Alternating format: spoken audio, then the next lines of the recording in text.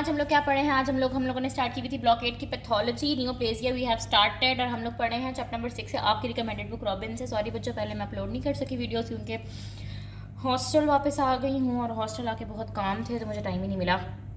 अच्छा बच्चों, बिना टाइम जाए कि मैं आप लोगों को बताती हूँ कि हम लोगों ने अब तक क्या पढ़ा है। अब तक आप लोगों ने देखा कि हम लोगों ने जनरल ओवरव्यू पढ़ा था, ठीक है। हम लोगों ने जो है ना जनरल ओवरव्यू पढ़ा था, बिनाइन मेडिकल का सारा मैंने आप लोगों को कॉन्सेप्ट बताया। फिर हम लोगों ने जो है ना वो नॉमेनक्लेचर पढ़ा। उसके बाद हमने क्या पढ़े थे? कैरेक्टरिस्टिक्स पढ़े थे, बिनाइन और मैलिग्नेंट नियोप्लाज्म के उसका डिफरेंस वगैरह पढ़ा था। और उसके बाद हम लोगों ने क्या किया था कि हम लोग आज जो है वो कॉन्सेप्ट, और उसके बाद हम लोगों ने एपिडेमियोलॉजी भी पढ़ी थी बच्चों, ठीक है। वो मैंने आप लोगों को सारी इनकी जो पिक्चर्स होती हैं वो मैं पोस्ट भी कर देती हूँ यूट्यूब पे, ठीक है। आज हम लोगों का क्या टॉपिक है बच्चों? छोटा सा इंटरेस्टिंग सा टॉपिक है। हम लोगों ने पढ़ने हैं कैंसर जीन्स के बारे में। कैंसर जीन्स क्या होते हैं? नाम से पता चल रहा है, वो जीन्स जो कैंसर को कंट्रीब्यूट कर रहे हैं, दैट कैंसर जीन्स। ऐसे जीन्स जिनके अंदर अगर म्यूटेशन आ जाए तो वो डायरेक्टली कंट्रीब्यूट करें कैंसर में, तो उनको हम बोलते हैं कैंसर जीन। अब नॉर्मली आपको पता है कि हमारे सेल में थाउजेंड्स ऑफ जीन्स होती हैं जो कि मुख्तलिफ फंक्शंस को कंट्रोल कर रहे होते हैं, ठीक है। लेकिन अब कैंसर में क्या होता है कि अब ये तो बहुत ज़्यादा जीन्स होते हैं, मिलियंस ऑफ जीन्स होते हैं, तो हर एक जीन के अंदर तो म्यूटेशन आएगी तो वो तो इंपॉर्टेंस नहीं रखेगा ना बच्चों, ठीक है। कुछ हमारे पास ना कुछ एक ख़ास ग्रुप होता है जीन्स का जो ज़्यादा इंपॉर्टेंट होता है कि अगर उनके अंदर म्यूटेशन आई तो कैंसर होने के चांसेस ज़्यादा हैं एज़ कम्पेयर टू किसी भी रैंडम जीन। मतलब किसी भी रैंडम जीन के अंदर अगर म्यूटेशन होगी तो वो कार्सिनोजेनिक नहीं होगा।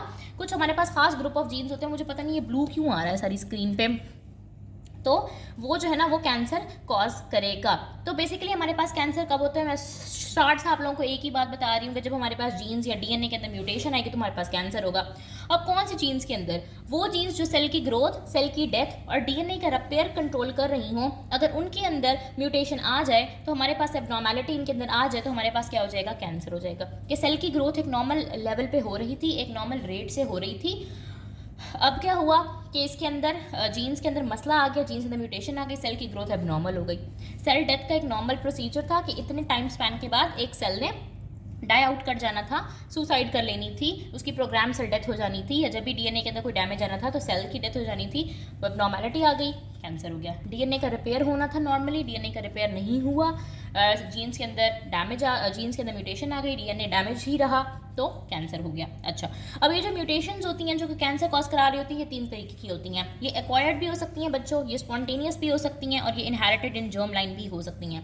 एक्वायर्ड का मतलब है कि इन्वायरमेंटल एजेंट्स की वजह से, म्यूटेजेंस की वजह से ये म्यूटेशंस आए, जैसे कि smoking, radiation, chemicals, viruses etcetera. Spontaneously यानी कि खुद ब खुद भी हो सकती हैं म्यूटेशंस, और जर्म लाइन के अंदर इनहेरिटेड भी हो सकती हैं। फॉर एग्जांपल जैसे आपके पास BRCA1 म्यूटेशन होती है ब्रेस्ट कैंसर के अंदर, RB म्यूटेशन होती है रेटिनोब्लास्टोमा। ये सारे बच्चों याद करना है, आपकी बुक के अंदर टेबल बना हुआ है बहुत प्यारा सा, ये मैं आप लोगों को दिखा देती हूँ। ये वाला बच्चों आप लोगों ने टेबल याद करना है। इसमें पॉइंट नंबर ये रेटिनोब्लास्टोमा की जीन कौन सी है? RB, लाइफ-रोमेनी सिंड्रोम की TP53, और ब्रेस्ट और ओवेरियन ट्यूबर्स की BRCA1 BRCA2। ये ज़्यादा इंपॉर्टेंट है, वैसे आप लोगों ने ये सारा ही करना है, बहुत आसान सा है। तो ये हमारे पास हो गए कैंसर जीन्स। वो जीन्स जिनके अंदर म्यूटेशन आएगी तो वो कंट्रीब्यूट करेंगे डायरेक्टली कैंसर को, उनको हम बोलते हैं कैंसर जीन। कैंसर जीन की वजह हमारे पास 4 क्लासेस होती हैं। सबसे पहले है ऑन्कोजीन, दूसरे नंबर पे है ट्यूमर सप्रेसर जीन, तीसरे नंबर पे है जीन्स रेगुलेटिंग अपोप्टोसिस, चौथे नंबर पे है genes that regulate the interaction between tumour cells and host cells. अच्छा, अब इन सबके पहले नाम याद कर लो उसके बाद हम इनकी डिटेल पढ़ते हैं। अच्छा जी, अब हमारे पास ऑनको जीन्स क्या होती हैं? ऑनको का मतलब है ट्यूमर होती है, ठीक है। वो जीन्स जो ट्यूमर को कंट्रीब्यूट करेंगी, कैसे? अब नॉर्मली हमारे पास जो जीन्स होती हैं ना, कुछ जीन्स होती हैं हमारे पास बच्चों, उनका नाम होता है प्रोटोऑन्कोजीन, ठीक है। इनका नॉर्मल नाम क्या है? नॉर्मल जीन्स है, बिल्कुल नॉर्मल है हर इंसान के अंदर प्रोटोऑन्कोजीन्स। इन्होंने करना क्या होता है? इन्होंने सेल की ग्रोथ और उसकी प्रोलिफरेशन को कंट्रोल करना होता है। वो रिस्पॉन्सिबल होती हैं सेल की ग्रोथ और प्रोलिफरेशन के लिए। अब प्रोटोऑन्कोजीन्स के अंदर अगर क्या आ जाए बच्चों, म्यूटेशन आ जाए या इनको ओवर एक्सप्रेशन हो जाए, नॉर्मली इन्होंने क्या करना था? सेल ग्रोथ करानी थी, सेल को डिवाइड कराना था, सेल की प्रोलिफरेशन करानी थी। अब इनके अंदर म्यूटेशन या ओवर एक्सप्रेशन आया तो उनसे क्या बन गई? ऑन्कोजीन्स बन गई। प्रोटो हटा दिया, ऑन्कोजीन्स बन गई, और ऑन्कोजीन्स क्या करेंगी? यही वाला काम करेंगी लेकिन ज़्यादा करेंगी। ओवर एक्सप्रेस्ड हो गई हैं तो फंक्शन भी ओवर एक्सप्रेस्ड हो जाएगा, यानी कि यहाँ पे जो सेल ग्रोथ हो रही थी वो अनकंट्रोलेबल हो जाएगी, सेल डिवीजन हो रही थी वो बहुत ज़्यादा होना स्टार्ट हो जाएगी। ये स्टिमुलेट कर रहा होता है प्रो ग्रोथ सिग्नलिंग पाथवेज को, यानी कि बेसिकली हमारे पास कुछ ऐसे ट्रांसक्रिप्शन फैक्टर्स होते हैं जो कि हमारे पास पूरा सिग्नलिंग पाथवे चला रहे होते हैं। जाहिर है बच्चों, कोई भी काम हो रहा है, सेल डिवाइड हो रहा है, तो ऐसे तो नहीं होता ना कि बस एक सिग्नल है उससे सेल डिवाइड हो गया। प्रॉपर आपके पास वो सिग्नलिंग के मैकेनिज्म्स होते हैं ना, आप लोगों ने पढ़ा होगा, adenyl cyclase, GS pathway, GI pathway, ठीक है। वो सारे पाथवेज होते हैं, उन पाथवेज को स्टिमुलेट करते हैं ऑन्कोजीन्स, ओवर स्टिमुलेट कर देंगे ऑन्कोजीन्स, ठीक है। अब ये हमारे पास क्या होते हैं, डोमिनेंट जीन्स होते हैं। डोमिनेंट जीन्स का क्या मतलब है कि फॉर एग्जांपल एक जीन है ना, उसके 2 अलील होते हैं, तो वो कह रहे हैं कि अगर सिर्फ एक अलील के अंदर ही म्यूटेशन आ गई ना तो ये ऑन्कोजीन्स बन जाएगी, यानी कि प्रोटो ऑन्कोजीन से ऑन्कोजीन बनने के लिए अगर एक अलील भी डिफेक्टिव या म्यूटेटेड हो गई, mutation in single allele is sufficient to produce the oncogenic effect, बात खत्म।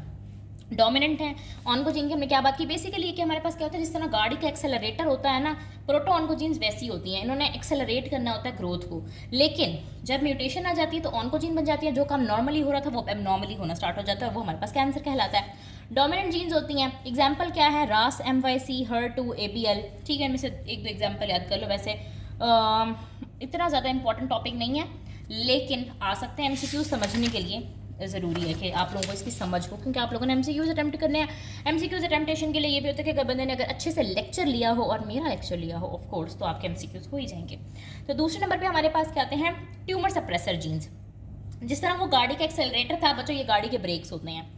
नॉर्मली ये हमारे पास क्या कर रहे होते हैं, ये ट्यूमर सप्रेशन है, तो ट्यूमर को सप्रेस करेंगे, ट्यूमर की फॉर्मेशन को सप्रेस करेंगे, ट्यूमर की ग्रोथ को रोकेंगे, एक्सेसिव ग्रोथ को रोकेंगे। ट्यूमर कैसे बनता है, सेल के अनकंट्रोलेबल ग्रोथ से। तो उन्होंने क्या करना होता है, जो सेल की प्रोलिफरेशन होनी थी उसको एक कंट्रोल में रखना होता है, उसको काबू में रखना होता है कि बहुत ज़्यादा सेल की प्रोलिफरेशन ना हो जाए, और DNA के डैमेज को भी मॉनिटर करना होता है।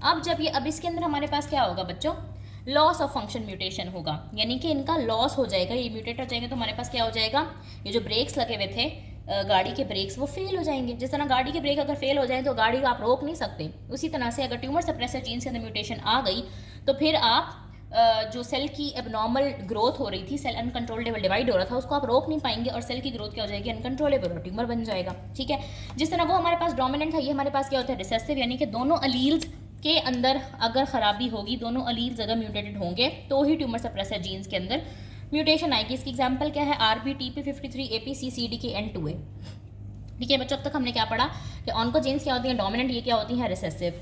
ऑन्कोजीन्स क्या है, गाड़ी के एक्सेलरेटर, ये क्या है, गाड़ी की ब्रेक्स। उनके अंदर हमारे पास क्या हो रहा था, प्रोटो ऑन्कोजीन से ऑन्कोजीन किस तरह बन रही थी, जब हमारे पास म्यूटेशन आ रही थी और ओवर एक्सप्रेशन हो रहा था इनका, और यहाँ पे हमारे पास ट्यूमर सप्रेसर जीन्स का क्या होता है, अंडर एक्सप्रेशन, लॉस्ट हो जाती है, म्यूटेट हो जाती हैं। अब इसकी हमारे पास 2 टाइप्स भी होती हैं। टाइप्स कौन कौन सी हैं, एक हमारे पास है गेट कीपर, दूसरा हमारे पास है केयर टेकर। बच्चे बस नाम याद, वो आपको समझाने के लिए, इसका असल नाम ये नहीं है, gatekeeper and caretaker के। कुछ हमारे पास ऐसे जीन्स होते हैं ट्यूमर सप्रेशन में जो कि गेट कीपर होते हैं, यानी कि ब्रेक्स लगाते हैं सेल के प्रोलिफरेशन के ऊपर, कि सेल बहुत ज़्यादा प्रोलिफरेट ना करे। और दूसरे हमारे पास होते हैं केयर टेकर या फिर मैकेनिक होते हैं। जिस तरह गाड़ी का मैकेनिक होता है ना, जो क्या करता है, उसका डैमेज देखता है कि गाड़ी के अंदर कहाँ खराबी है, उसको ठीक करता है। तो ये भी क्या करती हैं, सेंस करते हैं DNA डैमेज को, कि कहाँ पे कुछ DNA के अंदर खराबी है, और उसको उसको रिपेयर करने के लिए उसको रिस्पॉन्स भी इनिशिएट करती हैं, डैमेज कंट्रोल रिस्पॉन्स भी इनिशिएट करती हैं, ठीक है बच्चों। तो अब तक हमने क्या पढ़ा कि हमारे पास ऑन्कोजीन है, ट्यूमर सप्रेसर जीन है। जो ऑन्कोजीन होती हैं वो प्रोटो ऑन्कोजीन की म्यूटेशन या ओवर एक्सप्रेशन से बनती हैं, डोमिनेंट होती हैं, और जो ट्यूमर सप्रेसर जीन होती हैं ये रिसेसिव होती हैं, और इनके अंदर एक्सप्रेशन कम होता है जब ये म्यूटेशन इनकी हो जाती है, तो इनका जो फंक्शन होता है ना वो कम हो जाता है, ट्यूमर सप्रेस नहीं कर पाते, और इसकी 2 टाइप्स भी होती हैं। फिर हमारे पास है जीन्स जो कि रेगुलेट कर रही होती है एपोप्टोसिस को।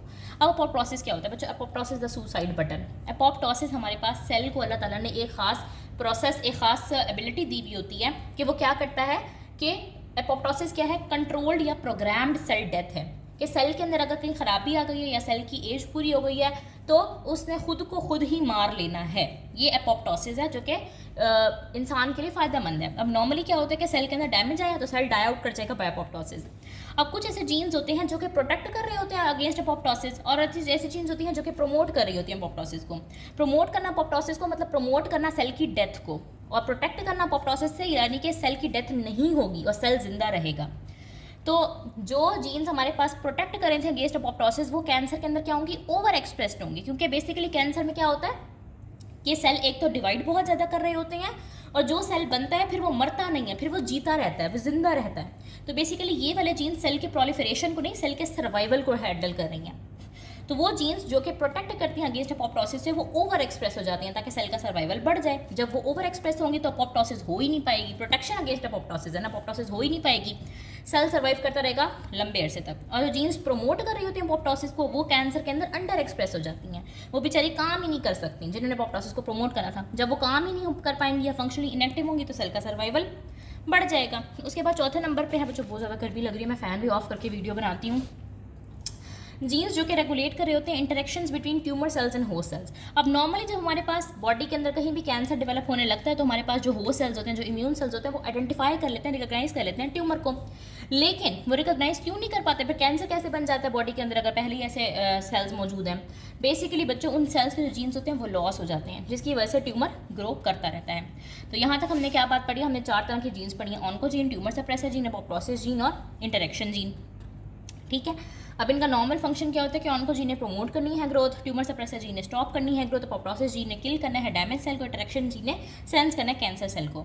अब कैंसर में इनका इफेक्ट किस तरह से आता है कि ऑन्कोजीन्स बहुत ज़्यादा हो जाती हैं, जिसकी वजह से सेल बहुत ज़्यादा डिवाइड और ग्रो करता है। ट्यूमर सप्रेसर जीन बहुत कम हो जाती हैं, जिसकी वजह से ट्यूमर सप्रेस नहीं हो पाता। अपोप्टोसिस जीन जो जीन जो है ना वो प्रोटेक्ट कर रही थी अगेंस्ट अपोप्टोसिस, वो ओवर एक्सप्रेस हो जाएंगी, और जो जो प्रमोट कर रही होती हैं अपोप्टोसिस से प्रमोट कर रही होती हैं अपोप्टोसिस को, वो कम हो जाएंगी। ठीक है, प्रमोटिंग अपोप्टोसिस कम और प्रोटेक्टिंग अपोप्टोसिस ज़्यादा। और इंटरेक्शन जीन भी हमारे पास क्या हो जाती हैं? कम हो जाती हैं, जिन्होंने सेंस करना था कैंसर सेल को। तो बच्चों ये आपकी बुक का ये वाला टॉपिक बनता है। इंशाल्लाह फिर मैं जेनेटिक लियंस को भी अपलोड कर देती हूँ। और ये इतना इंपॉर्टेंट टॉपिक नहीं है, लेकिन आप लोगों को आना चाहिए, समझ होनी चाहिए इसकी, कम से कम आप लोगों को ना ये वाला टेबल आना चाहिए। ठीक है, और AI जनरेटेड इमेजेस का मैं डायरेक्टली फिर अपलोड करती हूँ।